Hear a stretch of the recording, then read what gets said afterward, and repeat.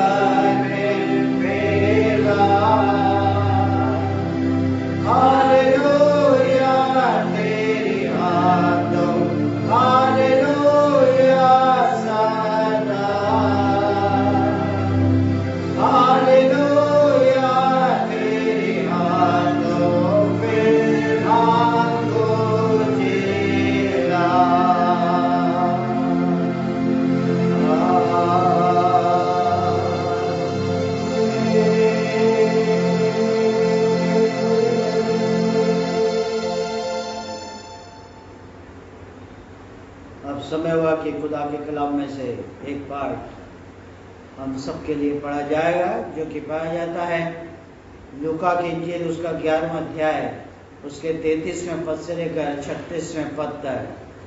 लूका की इंजील उसका 11वां अध्याय उसके 33वें पद से लेकर 36वें पद तक। कोई मनुष्य दिया जला के तलघर में या पैमाने के नीचे नहीं रखता, परंतु दीवट पर रखता है कि भीतर आने वाले उजियाला पाएं। तेरे शरीर का दिया तेरी आँख है, इसलिए जब तेरी आँख निर्मल है तो तेरा सारा शरीर भी उजियाला है, परंतु जब वो बुरी है तो तेरा शरीर भी अंधेरा है। इसलिए चौकस रहना कि जो उजियाला तुझ में है वो अंधेरा ना हो जाए। इसलिए यदि तेरा सारा शरीर उजियाला हो और उसका कोई भाग अंधेरा ना रहे, तो सब का सब ऐसा उजियाला होगा जैसा उस समय होता है जब दिया अपनी चमक से तुझे उजाला देता है। ये ख्रीस्त का सुसमाचार है। हे प्रभु यीशु, आपकी स्तुति हो। आइए, इससे पहले कि हम परमेश्वर के वचन पर चिंतन मनन करें, अपने हृदय और आत्मा को तैयार करने के लिए प्रभु की शान में एक गीत और अर्पित करें, जिसका नंबर है 156, गीत नंबर 156, मुंजी के कदमों पर।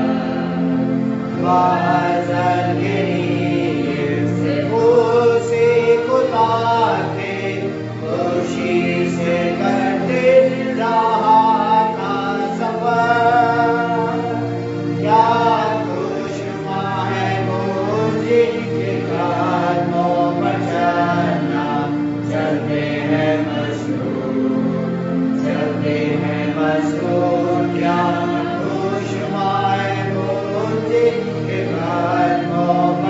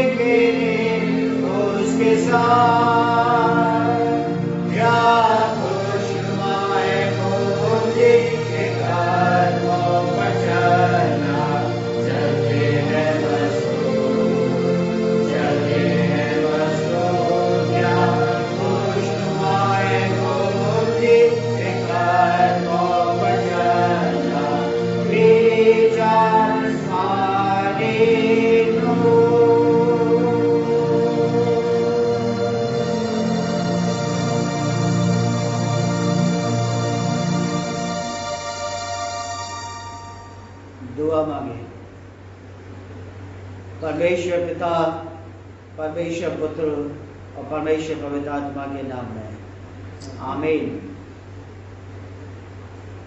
मेरे प्यारे भाइयों बहनों, एक बार फिर से प्रभु यीशु ख्रीस्त के मधुर और पवित्र नाम में एक सप्ताह के उपरांत इस पवित्र दिन की प्रातःकालीन विशेष बेला में, इस सप्ताह के नव सप्ताह में या पहले प्रातः काल में आप सबको मेरे और मेरे परिवार की तरफ से बहुत बहुत ग्रीटिंग्स, शुभकामनाएं या मुबारकबाद प्राप्त हुए। और हम उम्मीद करते हैं कि आप सब अपने घर, अपने परिवार, अपने बुजुर्गों, अपने बच्चों के साथ प्रभु की अनुकंपा में, उसके फजल में, उसकी दृष्टि में आप सब स्वच्छ हैं, स्वस्थ हैं, स्वतंत्र हैं और एक खुशहाल मुबारक जीवन आप अपने घर, अपने परिवारों में व्यतीत कर रहे हैं। और जहाँ कहीं भी आप सेवा के लिए जाते हैं या जा रहे हैं, परमेश्वर आपके साथ है, आपकी केयर करता है, आपका वो हमदर्द है। और इस अप्स डाउन में आप होते हुए भी उस समाज में, उन कार्य क्षेत्रों में, सेवा क्षेत्रों में परमेश्वर के लिए आप विश्वास गवाह बन रहे हैं। आज जबकि पूरी उत्तर भारत की कलीसिया रिफॉर्मेशन संडे या जीवन का पुनर्निर्माण या जीवन में जो परमेश्वर की दृष्टि में खामियां पाई जाती हैं, दिखाई देती हैं, उनको त्यागना, उनमें सुधार लाना और एक दृढ़ निश्चय करना कि हम अपने जीवन का इस्तेमाल केवल उन्हीं कार्यों के लिए करेंगे जिन कार्यों को पूर्ण करने के लिए परमेश्वर ने अपनी सूरत में हम सबको रचा। और इस विषम परिस्थिति में भी जीवितों के साथ अपने सानिध्य में हम सबको उसने बनाए रखा है। सुधारना, अपने जीवन को सुधारना या अपने जीवन को रिफॉर्म करना। और लूका की इंजील उसका 11वां अध्याय उसका 33वें पद से लेकर 36वें पद तक हमारे बीच में पढ़ा गया। और 34वें पद में जो लिखा हुआ है कि तेरे शरीर का दिया तेरी आंख है, इसलिए जब तेरी आंख निर्मल है तो तेरा सारा शरीर भी उजियाला है, परंतु जब वह बुरी है तो तेरा शरीर भी अंधेरा है। कहने का तात्पर्य संत लूका का चर्च के लिए, मंडली के लिए, विश्वासियों के लिए, मेरे और आपके लिए यह है कि हमारे शरीर की जो ज्योति है मेरे और आपकी आंख पर निर्भर होती है। ज्योति से मतलब जीवन की सच्चाइयां, मेरा जीवन क्या है, मेरे परिवार का जीवन क्या है, मेरे समाज का जीवन क्या है, या ये सृष्टि क्या है, इस सृष्टि में कौन से कलर, कौन से रंग पाए जाते हैं, या क्या क्या चीजें परमेश्वर के द्वारा रची गई हैं, वो सारी बातें हम अपनी आंखों से देख पाते हैं। और जब हम अपनी आंखों से देख पाते हैं तो हमारा शरीर की जो सच्चाई है, शरीर की जो ज्योति है, वो हमें मालूम होती है, हमें पता होता है कि हम किस परिप्रेक्ष्य में अपने जीवन को व्यतीत कर रहे हैं। और आगे वो कहते हैं कि यदि आंख स्वस्थ है, मेरा और आपका जो विजन है, मेरी और आपकी जो दृष्टि है, अगर वो मजबूत है, वो स्वच्छ है, हमें साफ दिखाई देता है या दूर तक का हमें दिखाई देता है, तो लिखा है शरीर आवश्यक ज्योति प्राप्त करता है।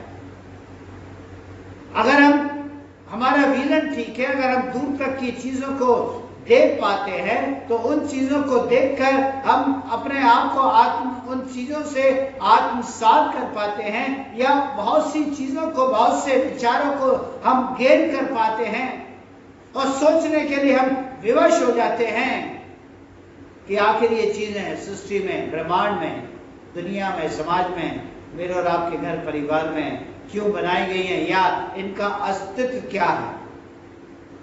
तो यदि मेरी और आपकी आंख स्वस्थ है तो शरीर, मेरा और आपका शरीर आवश्यक ज्योति अर्थात जो सच्चाइयां हैं, जो फैक्ट्स हैं, उनको प्राप्त करता है। अभी वो लिखते हैं कि यदि आंख में तकलीफ है, कोई पीड़ा है, कोई कमजोरी आ गई है, तो हम जानते हैं कि मुझे और आपको थोड़ा सा धुंधला सा दिखाई देने लगता है, या थोड़ा सा अंधकार मेरी और आपकी आंखों में आ जाता है, और मुझे और आपको काफी तकलीफ होती है। शायद हम पास का भी नहीं पढ़ पाते, कभी कभी हम दूर का भी ना तो हम पढ़ पाते हैं ना हम देख पाते हैं, तो मुझे और आपको एक चश्मे की या एक स्पेक्स की जरूरत पड़ती है। तो लिखा है कि अगर आंख में किसी भी प्रकार की कोई वेदना है, कोई तकलीफ है, तो ज्योति अंधकार में तब्दील हो जाती है। बहुत सी सच्चाइयां, बहुत से फैक्ट्स, बहुत से तथ्य जो है वो मुझे और आपको धुंधले दिखाई देते हैं, कभी कभी लुप्त भी दिखाई देते हैं, लेकिन है वो, लेकिन मैं और आप उनकी सच्चाइयों तक, उनके अस्तित्व तक मैं और आप नहीं पहुंच पाते हैं। इसी प्रकार जीवन की ज्योति मेरे और आपके मन पर निर्भर करती है। जीवन की ज्योति का मतलब मेरे और आपकी सच्चाइयां, मेरे और आपके जीवन की सच्चाइयां, मेरे और आपके जीवन के जो फैक्ट्स हैं, वो किस पर निर्भर होते हैं? वो मेरे और आपके मन पर, मेरी और आपकी सोच पर, मेरे और आपके स्वभाव पर निर्भर होते हैं। और हम मानते हैं इस बात को कि यदि मेरा और आपका मन ठीक है, मेरा और आपका मन स्वच्छ है, मेरा और आपका मन स्वस्थ है, तो मेरा और आपका सारा जीवन प्रकाश में हो जाता है। और ये मॉरल है कि अगर मेरी और आपकी सोच पॉजिटिव है, तो मुझे और आपको पूरे संसार में, पूरी दुनिया में, पूरे समाज में सब कुछ पॉजिटिव दिखाई देता है, सब कुछ सकारात्मक दिखाई देता है। गलत बातें, गलत इरादे, गलत सोच भी कई मायनों में, कई बिंदुओं पर मुझे और आपको सकारात्मक पहलू लिए हुए दिखाई देती है। तो ये बहुत महत्वपूर्ण बात है कि यदि मेरे और आपका मन ठीक है, स्वस्थ है, स्वच्छ है, तो मेरा और आपका सारा जीवन प्रकाश में हो जाता है। लेकिन यदि मन सही नहीं है, मन में कोई खोट है, मन में कोई त्रुटि है, तो मेरा और आपका जीवन अंधकार में हो जाता है। और अंधकार की जो डेफिनेशन है, मैं वो सब अच्छे तरीके से जानते हैं कि अंधकार का मतलब क्या है, कि मेरे और आपके जीवन में जो उथल पुथल चलती है, जो क्राइसिस चलती है, जो विडंबनाएं चलती हैं, जो पीड़ाएं चलती हैं, वो शायद इन्हीं बातों का नतीजा है कि मेरा और आपका जो मन है वो स्वस्थ नहीं है, वो ठीक नहीं है, और जो सारा मेरा और आपका जीवन प्रकाश में होना चाहिए, हो जाना चाहिए, लेकिन वो नहीं हो पा रहा है। क्यों? क्योंकि मेरा और आपका मन सही नहीं है, और इसलिए मैं और आप अंधकार में भटक जाते हैं। मैं और आप अपने जीवन में अंधकार महसूस करते हैं। मैं और आप अपने परिवारों में, अपनी दिनचर्या में अंधकार का अनुभव करते हैं। और आज सुबह यही बात यीशु मसीह मुझसे और आपसे कहना चाहते हैं कि चर्च, कलीसिया, मंडली, विश्वासी लोग अपने मन के दीपक को सदा प्रज्वलित रखें, अपने मन के दीपक को सदा ज्योतिर्मय रखें, अपने मन के दीपक को सदा जलाए रखें। लेकिन फिर भी ऐसी कौन सी बात है, ऐसी कौन सी विडंबना है, ऐसी कौन सी परिस्थितियां हैं, ऐसे कौन से लम्हे हैं जो मेरे और आपके जीवन की आंतरिक ज्योति को अंधकार में कर जाते हैं, या मेरे और आपकी आंतरिक ज्योति को अंधकार में करने में सक्षम है? ऐसे कौन से पहलू हैं, कौन से विचार हैं, कौन से बिंदु हैं कि मेरे और आपके जीवन को अंधकार में बना देते हैं, अर्थात मेरे और आपके मन को गलत बना देते हैं, गलत दिशा में प्रेरित कर देते हैं, गलत दिशा में मेरा और आपका मार्गदर्शन कर देते हैं, गलत दिशा में मेरे और आपके जो पैर हैं, मेरे और आपके जो पल हैं, वो चलना शुरू हो जाते हैं। ऐसी कौन सी बात? जबकि यीशु मसीह कहता है कि चर्च कलीसिया अपने मन के दीपक को सदा प्रज्वलित रखे। और प्रज्वलित कब रहेगी? जब यीशु मसीह मेरे और आपके जीवन में होगा। दो बातें मैं आपके साथ बांटना चाहता हूं। पहली बात क्या है कि मेरा और आपका मन बहुत सी परिस्थितियों में, बहुत से हालातों में, बहुत सी सिचुएशंस में कठोर हो जाता है या कठोर हो सकता है।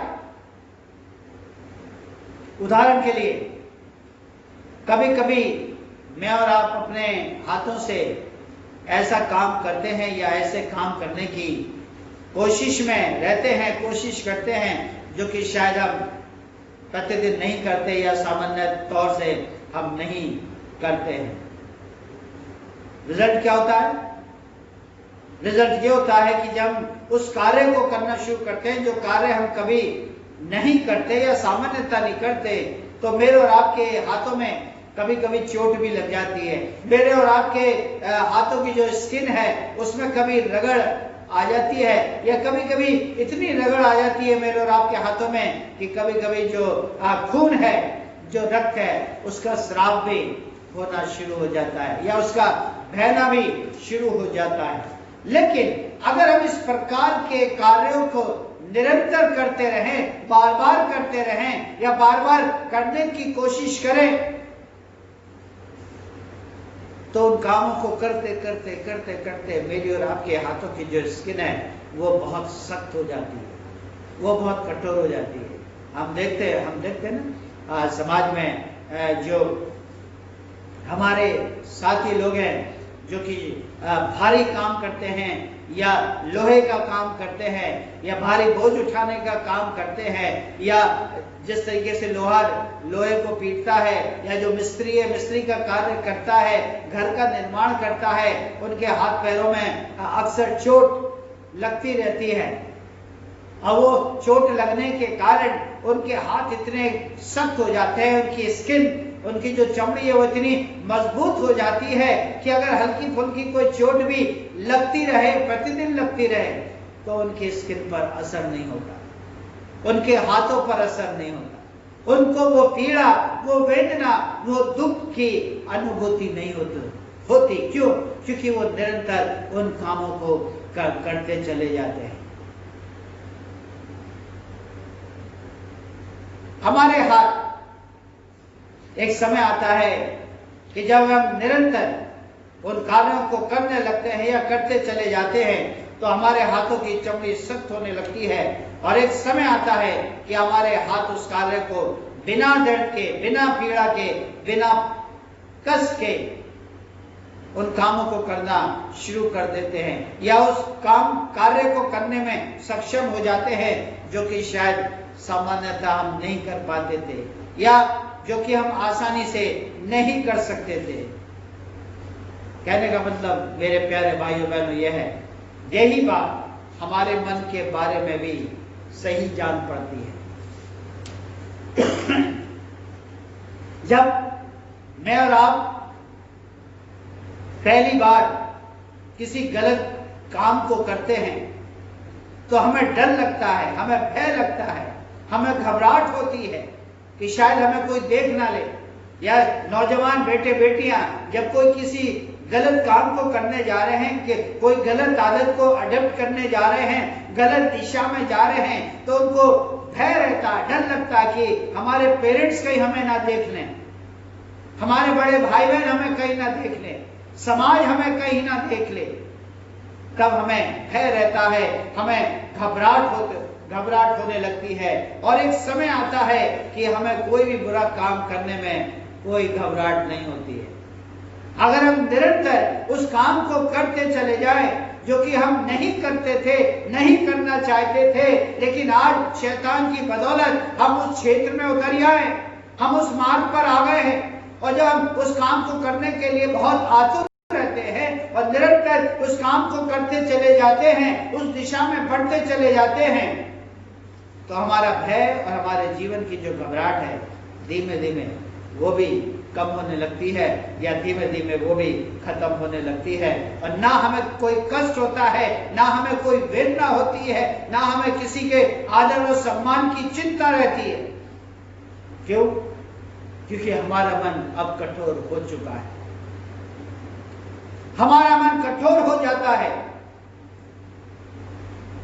और ऐसे ही 3 कैरेक्टर की चर्चा मैं आपके सामने करूंगा जो कि बाइबल में पाई जाती है।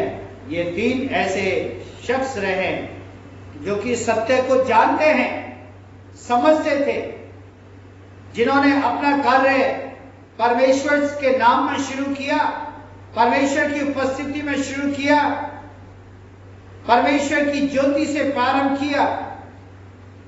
और जब उनके जीवन की समाप्ति आई तो उनका जीवन अंधकार में पाया गया।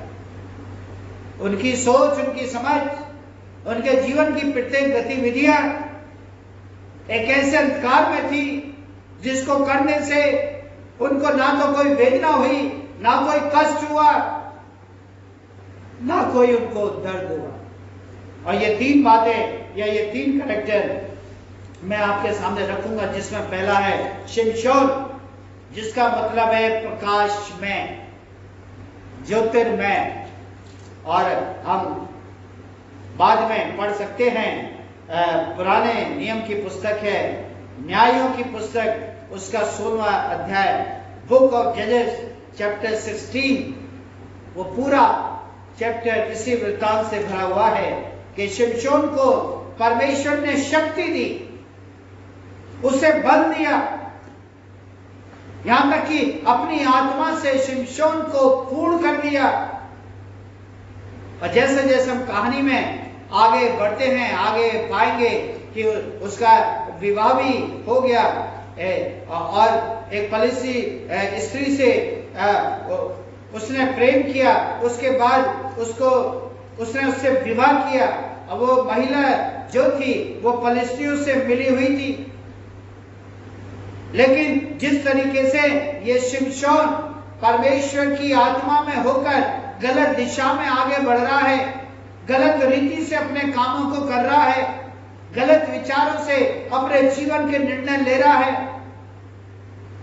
कहने का मतलब मेरा यह है कि उसने परमेश्वर की आत्मा का अनुचित लाभ उठाया, परमेश्वर की सामर्थ का, परमेश्वर की शक्ति का उसने अनुचित लाभ उठाया। और परमेश्वर ने जो स्त्री उसको दी, या उसने जिस स्त्री से प्रेम किया, जिस स्त्री से विवाह किया, परमेश्वर ने उसी स्त्री को उसके विरोध में कर दिया। और बाइबल लिखा है कि उसकी पत्नी ने 1100 चांदी के सिक्कों के लालच में उसे फलिस्तियों के हाथ में सौंप दिया। पत्नी होने के बावजूद भी 1200 चांदी के सिक्कों के लालच में उसने फलिस्तियों को उसे सौंप दिया। फलिस्तियों ने उसे पकड़ा, उसे अपने साथ ले गए और शिमशोन की दोनों आंखें निकाल ली। क्यों निकाली? ताकि इसका जीवन अंधकार में हो जाए। जब इसके पास आंखें नहीं रहेंगी तो परमेश्वर का काम नहीं कर पाएगा, परमेश्वर की सामर्थ का उपयोग नहीं कर पाएगा, परमेश्वर की आत्मा का उपयोग नहीं कर पाएगा, हमें नुकसान नहीं पहुंचा पाएगा। इसकी आंखें निकाल लो। बाइबल में लिखा है उन्होंने उसकी आंखें निकाल ली और उसे जेल में डाल दिया। और जेल में डाल दिया, अंधा हो गया। अंधा होने के बावजूद उसे चक्की चलाने की सेवा सौंपी गई। बंदी गृह में रहकर, जेल में रहकर वो चक्की चला रहा है। कहने का तात्पर्य मेरा ये कि परमेश्वर की सामर्थ होने के बावजूद, परमेश्वर की शक्ति, बल, परमेश्वर की आत्मा होने के बावजूद उसने अपने आप को संसारिक अभिलाषाओं के सुपुर्द कर दिया। दुनियावी तौर से जीना चाहता है, संसारिक तौर से जीना चाहता है, संसारिक तौर से युद्ध के द्वारा जीत हासिल करना चाहता है, संसारिक चीजें अपने महल में, अपने घर में लूट कर लाना चाहता है, या अपने महल को उन सारी संसारिक चीजों से संपन्न करना चाहता था। परमेश्वर की आत्मा में उसने कार्य शुरू किया, लेकिन जीवन के अंत में अंधा होके वो इस धरती से विदा हुआ। दूसरा कैरेक्टर वो है लूत का। उत्पत्ति नामक पुस्तक उसका 13वां अध्याय उसके 10वें और 11वें पद को जब हम पढ़ते हैं तो पाते हैं कि लूत भी 2 दिशाओं में चलना चाहता है। 2 दिशाओं में चलकर अर्थात 2 स्वामियों की सेवा कर कर लाभ अर्जित करना चाहता है, कमाना चाहता है, धन अर्जित करना चाहता है।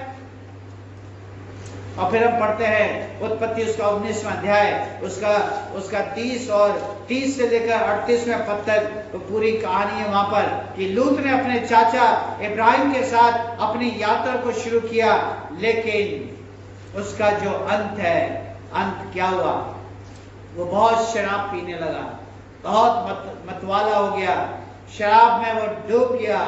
और उसकी 2 बेटियां थी और क्योंकि लूत से कोई संतान पैदा नहीं हुई थी तो उन दोनों बहनों का ये विचार था कि अगर हम अपने पिता के साथ शारीरिक संबंध बनाएं तो हम अपने पिता के वंश को आगे बढ़ा सकते हैं। ये उन बेटियों का दुनिया में विचार था और उन्हें मालूम था कि उनका बाप इस हालत में नहीं है कि वो इस पाप को समझ सके, इस पाप को जान सके। और बाइबल में लिखा हुआ है कि वो शराब के नशे में था और अपनी पुत्रियों के साथ व्यभिचार में वो पकड़ा गया। बाइबल में आगे पढ़ते हैं तो पाया जाता है कि दोनों बेटियां उससे गर्भवती हो गई और दोनों ने एक बेटे को जन्म दिया। लेकिन उसने परमेश्वर की निगाह में लूत ने गुनाह किया, अपराध किया, पाप किया। और तीसरी बात है राजा शाऊल की। 1 शमूएल उसका 31वें अध्याय को जब हम पढ़ते हैं तो राजा शाऊल का बयान वहां पर पाया जाता है कि राजा शाऊल ने एक नर्म राजा के रूप में अपना राज्य पाठ शुरू किया, अपना राज्य का संचालन करना शुरू किया। लेकिन उसका घमंड उसे एक डायन की गुफा तक ले गया। डायन का मतलब वो है जो आप पढ़ेंगे वहां लिखा है कि जो मुर्दों के बारे में बताती है या मुर्दों की आत्मा को बुला लेती है। राजा होकर जिसको परमेश्वर ने चुना, परमेश्वर ने उसको अभिषेक किया और एक ऐसा राजा जिसके ऊपर परमेश्वर का हाथ है, वो एक ऐसी डायन के पास जाता है, एक ऐसी स्त्री के पास जाता है जो भूत प्रेतों में विश्वास करती है या भूत प्रेतों को बुलाती है। और बाइबल में लिखा है कि उसका घमंड, राजा शाऊल का घमंड उसे उस डायन तक ले गया। और फिर हम आगे पढ़ते चले जाएंगे तो पाएंगे कि फलिस्तियों ने एक समय आया कि शाऊल को घेर लिया। और जब राजा शाऊल ने अपने आप को फलिस्तियों से घेरा हुआ पाया तो उसका जो गार्ड था, उसका जो शस्त्रवाहक था, उसने उससे कहा कि अब मैं बच नहीं सकता, मैं इनकी तलवार से मरना नहीं चाहता, ये मेरे लिए बड़ी शर्म की बात होगी। तो उसने अपने शस्त्रवाहक से किया, तू अपनी तलवार उठा और मेरे पेट पे घोंप दे ताकि मैं इनका एहसान ना लूं, मैं मर जाऊं। इनके हवाले अपने आप को मैं करना नहीं चाहता। लेकिन बाइबल में लिखा है कि उस गार्ड ने, उस शस्त्रवाहक ने अनसुना कर दिया। और जब अनसुना कर दिया, उसने इसलिए अनसुना किया क्योंकि वो राजा है, राजा को कैसे मार सकता था, उसने अनसुना कर दिया। और कहानी आगे बढ़ती चली जाती है। जब उसने राजा शाऊल ने देखा कि ये गार्ड मुझे मार नहीं रहा, तो बाइबल में लिखा है कि उसने अपनी उल्टी तलवार खड़ी करी और स्वयं उस तलवार के ऊपर गिर गया और उसने आत्महत्या कर ली, उसने सुसाइड कर लिया। मेरे प्यारे दोस्तों, कहने का मतलब यह है कि जीवन का घमंड ही मुझे और आपको पाप के रास्ते पर ले जाता है। ये राजा शाऊल अपने जीवन पर घमंड करने लगा था, जिसकी वजह से वो पाप के रास्ते पर आ गया था। तो जीवन का घमंड ही इस राजा का पाप था। मेरे प्यारे भाइयों बहनों, परमेश्वर की इच्छा के अनुसार ये चलना नहीं चाहता था, परमेश्वर की इच्छा के अनुसार कार्य नहीं करना चाहता था, परमेश्वर की इच्छा के अनुसार शासन नहीं करना चाहता था, परमेश्वर की इच्छा के अनुसार ये निर्णय नहीं लेना चाहता था। इसको अपने आप पर घमंड था, अपने आप पर बहुत गर्व था। मेरे प्यारे दोस्तों, पाप की शक्ति मेरे और आपके मन को कठोर बना देती है। जब मैं और आप पाप की दुनिया में आ जाते हैं, मैं और आप पाप के रास्ते पर आ जाते हैं, मेरा और आपका जीवन कठोर हो जाता है, मेरा और आपका मन कठोर हो जाता है। मैं और आप न्यूज़पेपर में पढ़ते हैं, मैं और आप मीडिया में देखते हैं कैसे कैसे हादसे दुनिया में हो रहे, हमारे देश में हो रहे, हमारे शहर में हो रहे, और हमें लगता नहीं कि ये एक मनुष्य का कार्य है, लेकिन वो एक मनुष्य का कार्य होता है। जानवरों से भी बदतर मनुष्य कभी कभी पहुंच जाता है। क्यों होता है? यही होता है कि जब पाप में अपने आप को ले आते हैं तो फिर धीमे धीमे हमारा मन कठोर होने लगता है, धीमे धीमे हमारी सोच, हमारी समझ बदलने लगती है। वो कार्य हमें पाप दिखाई नहीं देता, वो कार्य हमें घिनौना दिखाई नहीं देता, वो पाप हमें श्रापित दिखाई नहीं देता। मैं और आप सामान्य तौर से आगे बढ़ते चले जाते हैं, कितनों को मार दें, कितनों के साथ व्यभिचार कर दें, कितनों की हत्या कर दें, हमें कोई फर्क नहीं पड़ता। क्यों? क्योंकि हमारा मन कठोर हो चुका है।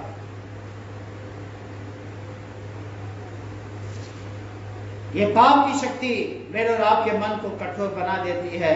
प्रारंभ में जिस कार्य को करने में हम आनाकानी करते थे, जिस कार्य को सोचने में हम घबरा जाते थे, जिस कार्य को करने के लिए हम आतुर जरूर होते थे, लेकिन हमारे जीवन में घबराहट होती है, वो कार्य आज मेरी और आपकी आदत बन गया है। वो कार्य आज मेरी और आपकी आदत बन जाता है। और जब हम इस अस्वस्थ स्थिति में अपने आप को पाते हैं, अपने परिवार को पाते हैं, अपने समाज को पाते हैं, तो इसका दोषी कोई नहीं, इसके दोषी मैं और आप स्वयं हैं। इसके दोषी मैं और आप स्वयं हैं। मेरी और आपकी वजह से मेरा जीवन खतरे में है, मेरा परिवार खतरे में है, मेरा समाज खतरे में है, मेरा परिवार, मेरे समाज की निंदा हो रही है, अपमानजनक हालातों से उन्हें गुजरना पड़ रहा है, मेरे घमंड के कारण, मेरी वजह से। और यही बात राजा शाऊल के जीवन में दिखाई देती है। और जो दूसरी बात है, पहली बात हमने देखी कि मेरा और आपका मन कठोर हो जाता है। दूसरी बात है कि मेरा और आपका मन आनंदहीन हो जाता है। कोई चाम दिखाई नहीं देता उसमें, कोई खूबसूरती नहीं दिखाई देती, कोई पॉजिटिव सोच, पॉजिटिव थॉट मेरे और आपके जीवन में दिखाई नहीं देती। शुरू में मेरा और आपका मन दुनिया के दर्द को देखता है, दुनिया के दर्दों को देखता है, समाज की परेशानियों को देखता है, समाज की विडंबनाओं को देखता है, उनके अकेलेपन को देखता है, उनका अनाथपन देखता है, तो हमें काफी खेद होता है, हमें बहुत दुख होता है, हम बहुत दुखी हो जाते हैं। लेकिन धीरे धीरे मैं और आप उन सारी चीजों को देखने के आदी हो जाते हैं। मैं और आप उन सारे दृश्यों को देखने के आदी हो जाते हैं और उनको देखकर स्वाभाविक मानकर मैं और आप भी अपना जीवन व्यतीत करने लगते हैं। कोई नई बात नहीं, कोई फर्क नहीं पड़ता।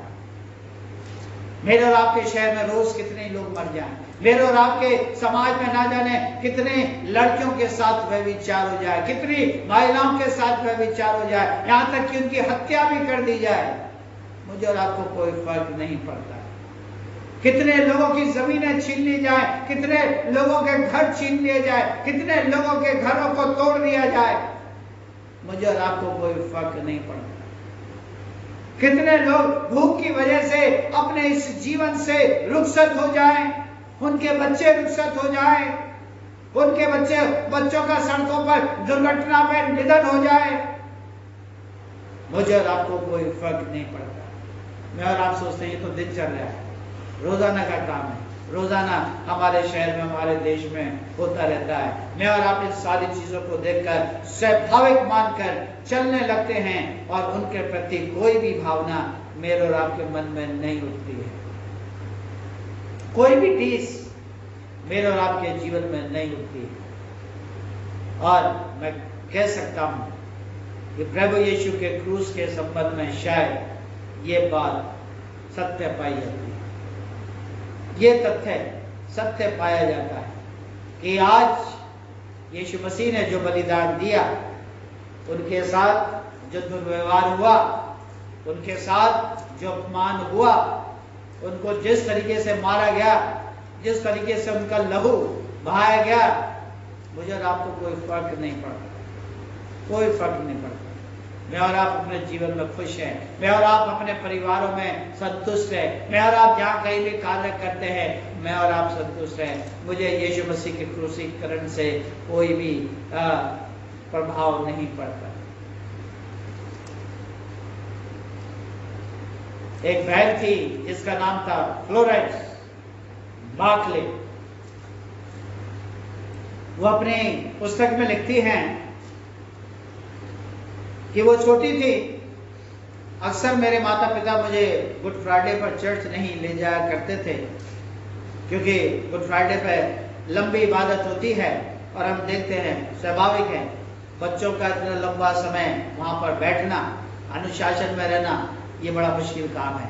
तो अधिकतर पेरेंट जो है अपने बच्चों को कहीं छोड़कर, कहीं व्यवस्था कर चर्च आते रहे और शायद आते रहेंगे। तो ये बहन कहती है, जब मैं छोटी थी तो मेरे माता पिता कभी भी मुझे गुड फ्राइडे पर लेकर नहीं गए, लेकिन एक बार जब मैंने उनसे कहा, मैंने उनसे जिद की, तो वो मुझे गुड फ्राइडे पर चर्च ले गए।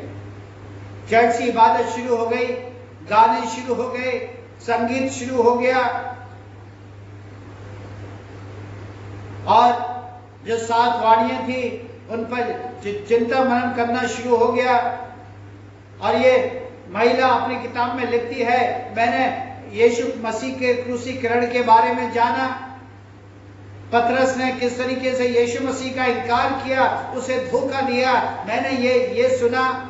यहूदा इस्करियोती ने किस तरीके से चांदी के सिक्कों के बदले यीशु मसीह के साथ विश्वासघात किया, मैंने ये भी सुना। यीशु मसीह के सिर पर जो कांटों का मुकुट केवल पहनाया नहीं गया, लेकिन उसे ठूसा गया, उसके सिर में ठूसा गया, और किस तरीके से उसके सिर में से लहू बह रहा है, मैंने वो भी अनुभव किया। और न केवल ये अनुभव किया, लेकिन आखिर में यीशु मसीह को क्रूस पर भी चढ़ा गया, उसको भाला थोपा गया, उसके हाथ पैरों में कीलें ठोकी गई और अंत में वो मर गया। वो कहती है, जब यीशु मसीह ने अपने आप को सौंप दिया और कह दिया और कहा तमाम हुआ, वो कांग्रेगेशन को ऑब्जर्व कर रही है, कांग्रेगेशन का, कलीसिया का, मंडली का अवलोकन कर रही है। अब उसने लिखा, मैंने देखा कि जो आराधक चर्च में बैठे हुए थे, जो मंडली चर्च में बैठी हुई थी, उनके जीवन में, उनके बीच में, उस भारी भीड़ में किसी प्रकार की कोई अनुक्रिया होती प्रतीत नहीं हुई, किसी को कोई फर्क नजर नहीं आ रहा था, किसी के चेहरे पर कोई उदासी नहीं थी, किसी की आंखों से कोई आंसू नहीं बह रहे थे, किसी भी प्रकार की परेशानी, व्याकुलता, उसकी कोई अनुक्रिया उसे होती हुई प्रतीत नहीं हो रही थी। और जब उसने इस दृश्य को देखा, इस सीन को देखा, तो बहुत भावुक हो गई, उसको बहुत धक्का पहुंचा, उसको बहुत सदमा पहुंचा। और अचानक उस मंडली के बीच में जोर से रोने की आवाज आने लगी, एक हृदय स्पर्शी सिसकियों की आवाज आने लगी, और पूरी कलीसिया का ध्यान उस दिशा की तरफ गया जहां से वो आवाज आ रही थी, जहां पर वो सिसकियों की आवाज आ रही थी, जहां पर रोने की आवाज आ रही थी। और कलीसिया ने क्या देखा, एक छोटी बच्ची है जो कि अपनी माँ के कोट के अंदर मुंह घुसाकर रो रही है, चिल्ला रही है, आंसू बहा रही है, और बार बार चिल्ला रही है कि इन्होंने ऐसा क्यों किया, इन्होंने यीशु के साथ ऐसा क्यों किया। और वो बच्ची कोई नहीं, वो बच्ची यही थी, फ्लोरेंस बार्कले। जिसने पहली बार उस क्रूसीकरण का अनुभव किया। मेरे प्यारे भाइयों बहनों, क्रूस की कहानी, क्रूस की कथा के संबंध में ऐसी ही तीव्र भावना की आवश्यकता है। यीशु मसीह के बलिदान के लिए ऐसी ही तीव्र भावना की आवश्यकता है। यीशु मसीह के उस अपार प्रेम के लिए जो कि पूरी मानव जाति के लिए उसने प्रकट किया, ऐसे ही तीव्र भावना की आवश्यकता है। लेकिन विडंबना है, दुर्भाग्य है कि इस कहानी को कितनी बार हम सुन चुके हैं। 20 बार, 40 बार, 50 बार, 80 बार, 90 बार, यहां तक कि 100 बार, कई बार हम सुन चुके हैं, कई बार हम जान चुके हैं, लेकिन हमारे मन में कोई अनुक्रिया उत्पन्न नहीं होती है। प्रत्येक वर्ष इस दिन हम गिरजाघरों में जाते हैं, इस वृत्तांत को सुनते हैं, लेकिन हमें कोई फर्क नहीं पड़ता। हमारे जीवन में कोई बदलाव नहीं आता, हमारे जीवन में कोई पुनर्निर्माण की परिस्थिति नहीं आती, हमारे जीवन को सुधारने के कोई बिंदु हमें दिखाई नहीं देते। वर्षों से हम इस दुख दर्द को सुन रहे हैं, इस पीड़ा को सुन रहे हैं, जान पा रहे हैं, लेकिन हमारे मन में कोई अनुक्रिया उत्पन्न नहीं होती। मेरे प्यारे भाइयों बहनों, परमेश्वर हमें वर दे कि हमारे मन को ऐसी स्थिति से दूर रखे, ऐसी स्थिति से दूर बनाए रखे कि जब हम ऐसे शून्य हो जाए, ऐसे भाव शून्य हो जाए, क्योंकि हम में से बहुत से भाई बहनों ने, बहुत से परिवारों ने अपने आप को परमेश्वर के विरुद्ध इतना कठोर कर लिया है, इतना कठोर बना लिया है कि वो अपने जीवन का अंतर बता नहीं सकते। वो अपने जीवन में जो अंतर, उन्हें जो फैक्ट है, जो एक प्रमुख तथ्य है, उसके बारे में वो बता नहीं सकते, अतः वो अंतर नहीं बता सकते कि वो ज्योति के साथ हैं या फिर वो अंधकार के साथ हैं, वो यीशु मसीह में है या वो शैतान के साथ हैं। वो बता नहीं सकते, क्योंकि उनका मन इन सारी चीजों से, इन सारे वचनों से, इन सारे वचनों को सुन सुनकर, इन सारे वचनों को पढ़ कर हमारा मन इतना कठोर हो गया है कि हम अपने जीवन के बारे में बता नहीं सकते कि हम यीशु मसीह के साथ हैं या हम अंधकार से पूर्ण जीवन को व्यतीत कर रहे हैं। जबकि हकीकत यह है, वास्तविकता यह है कि मैं और आप अंधकार के साथ चल रहे हैं, मैं और आप अंधकार की घाटी में चल रहे हैं, मैं और आप अंधकार से परिपूर्ण रास्ते पर निकल पड़े हैं। मेरे प्यारे भाइयों बहनों, परमेश्वर हम सबको ऐसे अंधकार में जीवन से, ऐसे अंधकार में मन से बचाए रखे। आमीन। आइए हम प्रार्थना करें। प्यारे प्रेमी पिता परमेश्वर, बड़ी स्तुति, प्रशंसा और धन्यवाद के बलि के साथ एक बार फिर से आपके चरणों में अर्पित है, धन्यवाद देते हैं सुंदर दिन के लिए, पवित्र दिन के लिए, इस सुंदर विषय के लिए जिस पर हमने चिंतन मनन किया। कि हर विश्वासी जीवन में एक बार इस बात का जरूर अवलोकन करे, आंकलन करे, क्या वो आपके साथ अपना जीवन व्यतीत कर रहा है, क्या वो आपकी ज्योति में रहकर अपना जीवन व्यतीत कर रहा है, जीवन के जो उत्तरदायित्व हैं उनको पूर्ण कर रहा है।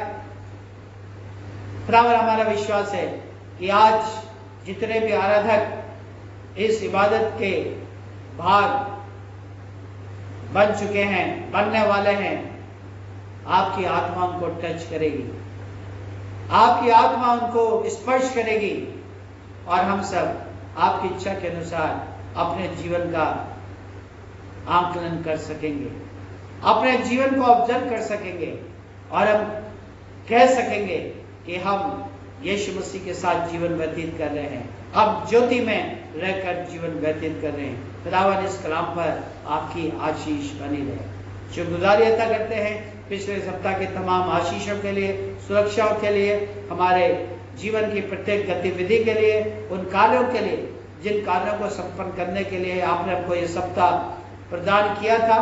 और हम विश्वास करते हैं कि आपके प्रेम में रहते हुए, आपकी सच्चाइयों से लबरेज होते हुए हम उन कार्यों को अच्छे तरीके से कर पाए हैं। लेकिन फिर भी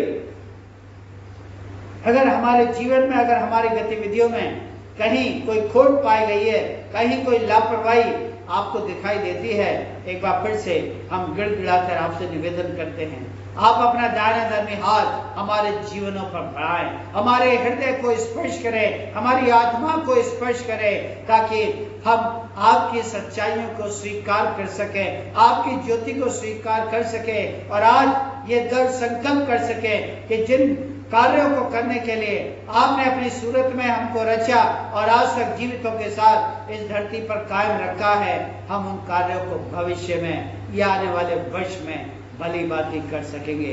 प्रभु आप हमारे इस निवेदन को स्वीकार करें। हम शुक्रगुजार हैं जबकि आज हम नव सप्ताह में प्रवेश कर गए हैं और जिस तरीके से पिछले एक सप्ताह में आप हम सबके साथ रहे, इस सप्ताह के लिए भी अपना जीवन पूर्ण तौर से आपको समर्पित करते हैं। आप हमारे समर्पण को स्वीकार करें, हमको आशीषित करें और अपनी बुद्धि, ज्ञान, विवेक, सामर्थ, पराक्रम से आप हमें संपन्न करें, ताकि उन सारे वरदानों का उपयोग कर पिता परमेश्वर हम आपके जलाल के लिए अपने जीवन का यापन कर सकें और जीवन के तमाम वरदानों का उपयोग करने वाले बन सकें। पिता परमेश्वर हम शुक्रगुजार हैं कि आपने अपने पूरे विश्व में अपना प्रेम, अपनी दया, अपनी कृपा प्रकट करनी शुरू कर दी है पिता परमेश्वर। और बहुत तेजी से मानव जाति इस बीमारी से, इस महामारी से आजाद हो रही है, स्वतंत्र हो रही है, चंगाई को प्राप्त कर रही है और जो जीवन की दिनचर्या है, जो सृष्टि की दिनचर्या है, वो धीमे धीमे अपने स्वरूप में आती चली जा रही है। इसके लिए हम आपकी दिल से शुक्रगुजारी अता करते हैं और भविष्य के लिए एक बार फिर से पूरी दुनिया के लिए, पूरे हमारे भारतवर्ष के लिए, खासतौर से हमारे सूबे के तमाम अधिकारियों के लिए, तमाम जिम्मेदार अगुवों को आपके हाथों में सौंप देते हैं। आप सबकी सुधि लें, निगहबानी चौपानी करें, अपनी बुद्धि, अपने वेग से उन्हें मामूल करें, ताकि पूर्ण तौर से आपके ऊपर भरोसा रखकर जो जिम्मेदारियां आपने उनको सौंपी है और देश का प्रत्येक नागरिक की दृष्टि उनकी ओर लगी हुई है पिता परमेश्वर, ईमानदारी, वफादारी, अधिकारों का सदुपयोग करते हुए मानव जाति के लिए, नागरिकों के लिए अपनी जिम्मेदारी को पूरा करने वाले बन सकें। हम प्रार्थना करते हैं खासतौर से तमाम मेडिकल क्षेत्र के लिए, तमाम प्रशासन क्षेत्र के लिए और तमाम कॉर्पोरेशन क्षेत्र के लिए खुदावन, जो कि पूरी तौर से अपने अपने शहरों को, अपने अपने देश को सुरक्षा देने में लगे हुए हैं। सबकी मदद करें, सबकी अगुवाई करें, अच्छा मन दें और धैर्यवान को बनाएं, ताकि पूर्ण तौर से आपके ऊपर भरोसा रखकर इन कामों को अंजाम देने वाले बन सकें।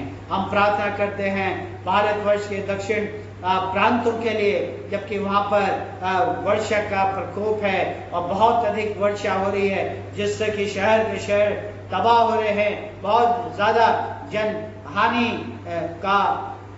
जनहानि वहाँ पर हो रही है। पिता परमेश्वर आपकी इच्छा हो तो वहाँ पर रहम करें, अपनी शांति बनाए रखें, लोगों को धीरजवंत बनाएं, ताकि इस नैसर्गिक सच्चाई से अपने आप को आत्मसात कर सके और इस सृष्टि के प्रति जो उनकी जिम्मेदारियां होती हैं, उन जिम्मेदारियों में पहली पंक्ति में आकर अपने जीवन को बलिदान करने वाले बन सके।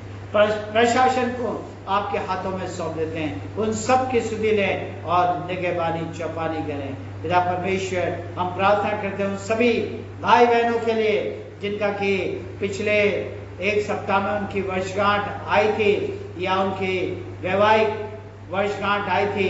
पिता परमेश्वर खासतौर से हम प्रार्थना करते हैं भाई अभिनव जॉर्ज चंद्रा के लिए, अपनी बुजुर्ग बहन मिसेस मटिल्डा साइमन के लिए, बहन अंकिता डैनियल के लिए, बहन इवलिन मिंच के लिए, भाई अजय कुमार दास के लिए, भाई रोहन जॉनसन के लिए और बहन लिली शॉ के लिए जिनकी आज वर्षगांठ है।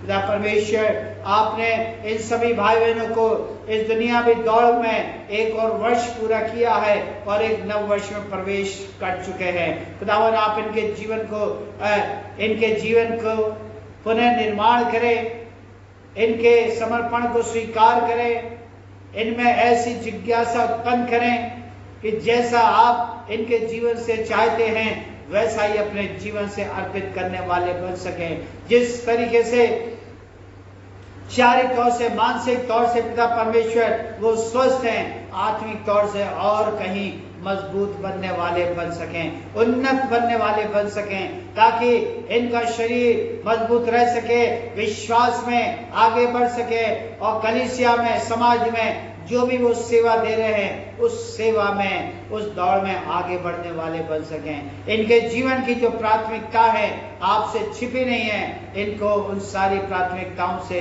संपन्न करें। हम प्रार्थना करते हैं भाई राजकुमार की पत्नी बहन मार्जरी के लिए, जबकि उन्होंने 19 तारीख को 43rd वेडिंग एनिवर्सरी को देखा है। भाई डेनिस और उनकी पत्नी वीरा जॉन को, जबकि उन्होंने भी 19 तारीख को 32nd वैवाहिक वर्षगांठ को देखा है। भाई अनिल जेम्स और उनकी पत्नी सरिता जेम्स को, जबकि 21 तारीख को उन्होंने वैवाहिक जीवन के 22 वर्ष पूरे किए हैं। भाई लवी और उनकी पत्नी शिवा को, जबकि 21 तारीख को उन्होंने अपने वैवाहिक जीवन के 5 वर्ष पूरे किए हैं। और भाई नॉर्मन थॉमस और उनकी पत्नी एस्टर थॉमस, जबकि आज उनकी वैवाहिक जीवन की 44 वेडिंग एनिवर्सरी है। पिता परमेश्वर, आपने इन सभी भाई बहनों के जीवन का, वैवाहिक जीवन, पारिवारिक जीवन का 1 वर्ष पूरा किया है और एक नव वर्ष में ये आ चुके हैं। पिता परमेश्वर, हमारा विश्वास है कि आप एक दोस्त, एक पिता की हैसियत से इनके जीवन में हैं, इनकी स्वास्थ्य की आप चिंता करते हैं, आप दायरे धर्मी हाथ से इनको स्पर्श करते हैं। इनके परिवार की जो प्राथमिकता है वो आपसे छिपी नहीं है, अपने फायदे के अनुसार इनकी प्राथमिकताओं से आप इनको संपन्न कर रहे हैं। भविष्य के लिए भी इनका जीवन, इनकी सेवकाई और खासतौर से इनका श्वास हम आपके हाथों में सौंप देते हैं।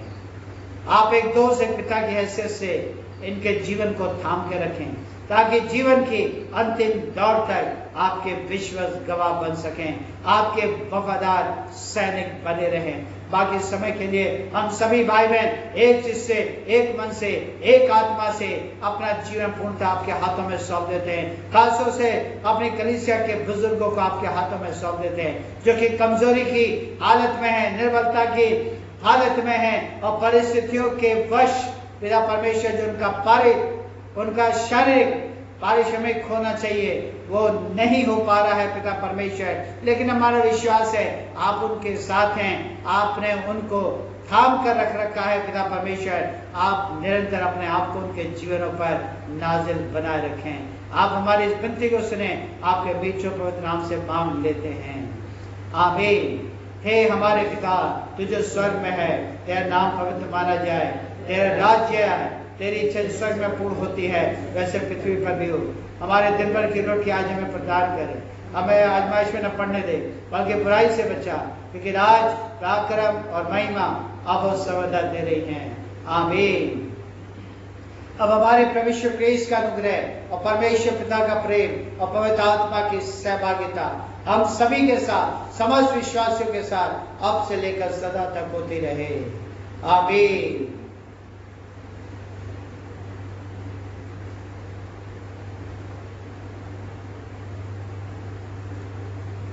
Thank you very much.